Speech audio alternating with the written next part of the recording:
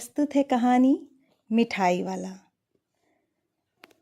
इस कहानी में एक व्यक्ति अपने बच्चों की मृत्यु के बाद गांव-गांव, गली-गली में खिलौने, बांसुरी और मिठाई बेचकर अन्य बच्चों में अपने बच्चों की छवि देखना चाहता है। जब वह आवाज़ लगाता है तो बच्चे भी उसके पास दौड़े-दौड़े आते हैं। धनवान होने पर भी वह व्यक्ति मन के सुख के लिए गलियों में बच्चों को लागत मूल्य पर खिलौने, मिठाई बेचता फिरता है। तो लीजिए, प्रस्तुत है यह कहानी। बहुत ही मीठे स्वर के साथ वह गलियों में घूमता हुआ कहता, बच्चों को बहलाने वाला खिलौने वाला, बच्चों को बहलाने वाला खिलौने वाला। इस अधूरे वाक्य को वह ऐसे विचित्र किंतु मधुर ढंग से गाकर कहता कि सुनने वाले सुनते ही रह जाते। उसका स्नेहपूर्ण गान सुनकर निकट के घरों में हलचल मच जाती। छोटे छोटे बच्चों को अपनी गोद में लिए युवतियां चिंकों को उठाकर छज्जों से नीचे झांकने लगती। बच्चों का झुंड उसे घेर लेता और तब वह खिलौने वाला कहीं बैठकर खिलौनों की पेटी खोल देता। बच्चे खिलौने देखकर पुलकित हो उठते। वे पैसे लाकर खिलौनों का मोल भाव करने लगते। पूछते, इचका दाम क्या है? और इचका? खिलौने वाला बच्चों को देखता, उनकी नन्ही नन्ही उंगलियों से पैसे ले लेता और बच्चों के मनपसंद खिलौने उन्हें दे देता। खिलौने लेकर बच्चे उछलने कूदने लगते और तब खिलौने वाला फिर उसी प्रकार गाकर चल देता, बच्चों को बहलाने वाला खिलौने वाला। सागर की हिलोर की भांति उसका वह मादक गान गली भर के मकानों में इस छोर से उस छोर तक लहराता हुआ पहुंचता और खिलौने वाला आगे बढ़ जाता। राय विजय बहादुर के बच्चे भी एक दिन खिलौने घर ले आए। वे दो बच्चे थे, चुन्नू और मुन्नू। दोनों अपने हाथी घोड़े लेकर घर भर में उछलने लगे। बच्चों की माँ रोहिणी कुछ देर तक खड़े खड़े उनका खेल देखती रही। फिर उसने बच्चों को बुलाकर पूछा, अरे ओ चुन्नू मुन्नू, ये खिलौने तुमने कितने में लिए हैं? मुन्नू बोला, 2 पैसे में। इतना कम दाम?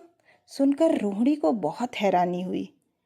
एक जरा सी बात ठहरी, रोहिणी अपने काम में लग गई। फिर कभी उसे इस पर विचार करने की आवश्यकता ही भला क्या पड़ती। 6 महीने बाद नगर भर में 2 ही 4 दिनों में एक मुरली वाले के आने का समाचार फैल गया। लोग कहने लगे, भाई वाह, मुरली वाला मुरली बजाने में भी उस्ताद है। मुरली बजाकर गाना सुनाकर वह मुरली बेचता भी है, सो भी 2-2 पैसे में। भला इसमें उसे क्या मिलता होगा? मेहनत भी तो ना आती होगी। एक व्यक्ति ने पूछ लिया, कैसा है वह मुरली वाला? मैंने तो उसे नहीं देखा। उत्तर मिला, उम्र तो उसकी अभी अधिक न होगी, यही 30 वर्ष का होगा। दुबला पतला गोरा युवक है, बीकानेरी रंगीन साफा बांधता है। बीकानेरी रंगीन साफा बांधता है, वही तो नहीं जो पहले खिलौने बेचा करता था? वही होगा। प्रतिदिन इसी प्रकार उस मुरली वाले की चर्चा होती। प्रतिदिन नगर की गली गली में उसका मादक मृदुल स्वर सुनाई पड़ता, बच्चों को बहलाने वाला मुरलिया वाला, बच्चों को बहलाने वाला मुरलिया वाला। रोहिणी ने भी मुरली वाले का वह स्वर सुना। तुरंत ही उसे खिलौने वाले का स्मरण हो आया। उसने मन ही मन कहा, खिलौने वाला भी इसी तरह गा गा कर खिलौने बेचा करता था। रोहिणी उठकर अपने पति विजय बाबू के पास गई। बोली, जरा उस मुरली वाले को बुलाओ तो, चुन्नू मुन्नू के लिए मुरली ले लूं। क्या जाने या फिर इधर आए या ना आए। विजय बाबू समाचार पत्र पढ़ रहे थे।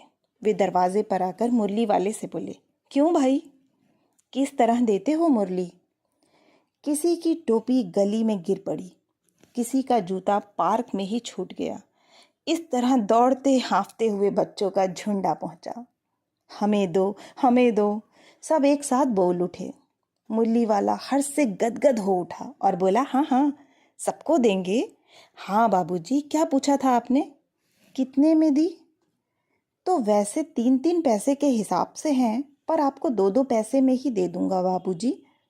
विजय बाबू मुस्कुरा कर बोले, तुम लोगों की झूठ बोलने की आदत होती है। देते होंगे सभी को 2-2 पैसे पे, पर एहसान का बोझ मेरे ऊपर लाद रहे हो। मुरली वाला अचानक बोला, बाबूजी, इनका असली दाम 3 ही पैसे है। आप कहीं से भी 2-2 पैसे में ये मुरलियाँ नहीं पा सकते। मैंने तो पूरी 1000 बनवाई थी, तब मुझे इस भाव पड़ी हैं। विजय बाबू बोले, अच्छा अच्छा, मेरे पास ज़्यादा वक्त नहीं है, जल्दी से 2 मुरलियाँ निकाल कर दे दो। 2 मुरलियाँ लेकर विजय बाबू फिर मकान के भीतर पहुंच गए। मुरली वाला देर तक उन बच्चों के झुंड में मुरलियाँ बेचता रहा। उसके पास कई रंग की मुरली थी। बच्चे जो रंग पसंद करते, मुरली वाला उसी रंग की मुरली निकाल कर देता। यह बड़ी अच्छी मुरली है, तुम यही ले लो। बाबू, राजा बाबू तुम्हारे लायक तो बस यह है। हाँ भैया, तुमको वही देंगे, यही लो। तुमको वैसी ना चाहिए, यह नारंगी रंग की है। अच्छा, वही लो, पैसे नहीं हैं। अच्छा, अम्मा से पैसे ले आओ, मैं अभी बैठा हूँ। तुम ले आए पैसे? अच्छा, यह लो, तुम्हारे लिए मैंने पहले से ही निकाल रखी थी। अच्छा, तो अब मैं चलता हूँ। इस तरह मुरली वाला फिर आगे बढ़ गया। आज अपने मकान में बैठी हुई रोहड़ी मुरली वाले की सारी बातें सुनती रही। आज भी उसने अनुभव किया कि बच्चों के साथ इतने प्यार से बातें करने वाला फेरी वाला पहले कभी नहीं आया। फिर वह सौदा भी कैसा सस्ता बेचता है, आदमी कैसा भला जान पड़ता है। समय की बात है जो बेचारा इस तरह मारा मारा फिरता है। पेट जो न कराए सो थोड़ा। 8 महीने बाद सर्दी के दिन थे। रोहिणी स्नान करके अपने मकान की छत पर बाल सुखा रही थी। उसी समय नीचे की गली में सुनाई पड़ा, बच्चों को बहलाने वाला मिठाई वाला। मिठाई वाले का स्वर उसके लिए परिचित था। झट से रोहिणी नीचे उतर आई। दादी से बोली, जरा उसे बुलाइए ना, बच्चों के लिए मिठाई ले लूं। दादी उठकर बाहर आकर बोली, ए मिठाई वाले, इधर तो आना। मिठाई वाला निकट आ गया, बोला, माँ जी, कितनी मिठाई दूं? नई तरह की मिठाइयाँ हैं, रंग बिरंगी, कुछ कुछ खट्टी, कुछ कुछ मीठी और जायकेदार। इन गुणों के अतिरिक्त ये खांसी को भी दूर करती हैं। कितनी दूं? 1 पैसे की 16 देता हूँ। दादी बोली, 16 तो बहुत कम होती हैं, भला 25 तो देते। मिठाई वाला, नहीं दादी, अधिक नहीं दे सकता, इतनी भी कैसे देता हूँ, या अब मैं आपको क्या, खैर अधिक तो ना दे सकूँगा। रोहिणी दादी के पास ही बैठी थी, बोली, दादी फिर भी काफ़ी सस्ती दे रहा है, 4 पैसे की ले लो, ये रहे पैसे। मिठाई वाला मिठाइयाँ गिनने लगा। रोहिणी ने पूछा, भैया तुम पहले भी यहाँ आते रहे हो ना?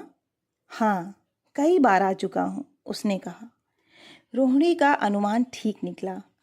अब तो वह उससे और भी कुछ बातें पूछने के लिए अधीर हो उठी। वह बोली, इस काम में मिलता क्या है? यही खाने भर को मिल जाता है, कभी नहीं भी मिलता है, पर हाँ, संतोष और कभी कभी असीम सुख जरूर मिलता है, और यह मैं चाहता भी हूँ। सो कैसे भला भैया, वह भी बताओ। अब व्यर्थ में उन बातों की चर्चा क्यों करूं, उन्हें आप जाने ही दें। उन बातों को सुनकर आपको दुख होगा। जब इतना बताया है तब और भी बता दो।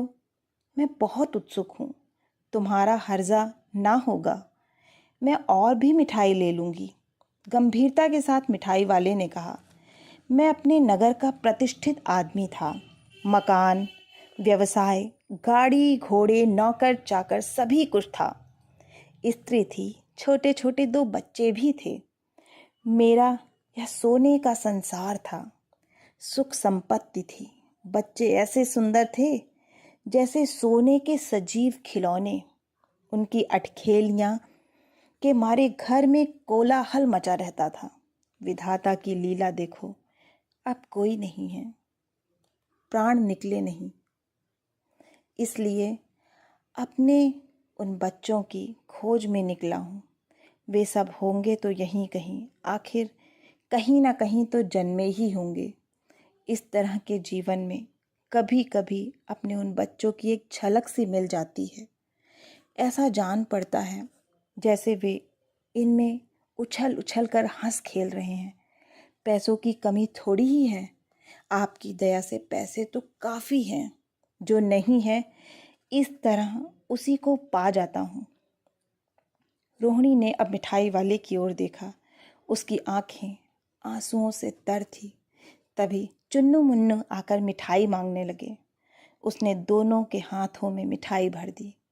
रोहिणी ने पैसे दिए तो वह बोला, अब इस बार ये पैसे ना लूँगा। पेठी उठाकर वह आगे बढ़ गया और उसकी आवाज़ गूंजने लगी, बच्चों को बहलाने वाला मिठाई वाला, बच्चों को बहलाने वाला मिठाई वाला। आशा है कि आपको यह कहानी बहुत ही अच्छी लगी होगी। अगर अच्छी लगी है तो प्लीज़ इस कहानी को लाइक करें, मुझे प्रोत्साहन मिलेगा। और इस चैनल पे अगर नए हैं तो इस चैनल को सब्सक्राइब करना ना भूलें। फिर मिलूँगी एक और नई कहानी के साथ। धन्यवाद।